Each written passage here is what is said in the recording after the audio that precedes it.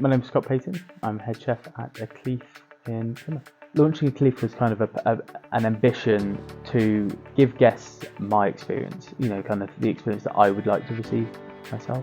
When you go to a restaurant feeling super important and you're feeling like you're getting an extra level of service, that's the experience that I wanted to provide to everybody. So our Àclèaf experience is fully tailored around that. So launching Àclèaf, that was the main goal, was just all about that experience, all about the kind of encompassing hospitality. It was always about a new identity and an experience, because I find 3 courses is just a little bit too short for an evening. It's great for a light lunch, or but if you're really going to engage with your guest or your dining partner, you need a little bit longer. So we kind of 4 courses just felt right, obviously with a few little surprises and stuff like that. The way the menu works at Àclèaf is you can choose your first course, second course, third course and fourth course. It's almost like a build your own tasting menu. We throw in a couple of surprises on the way.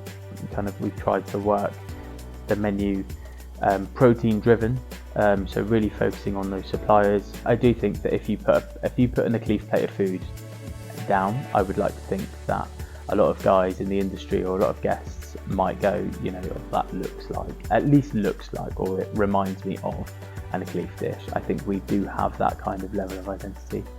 So it's quite a clean style, but I would like to think that identity is there. I always used to think I enjoyed spring because of the colour that you can bring in and things like that. Actually, these days, as I've got a little bit older, I realised that the next season is always my favourite. So I guess that comes from trying to be progressive all the time. I'm like now looking forward to like January, what January is going to bring us.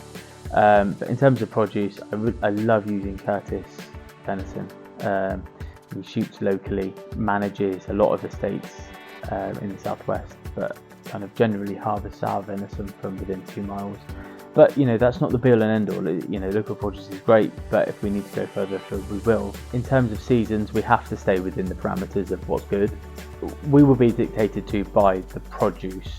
We won't be kind of stuck to that's in season, because the season's changed so much now. We're sitting here in October in the sunshine, so that's going to bring different things at different times. That's really going to mess with crops and produce. So it is vitally important, but we will only use what's good when it's good.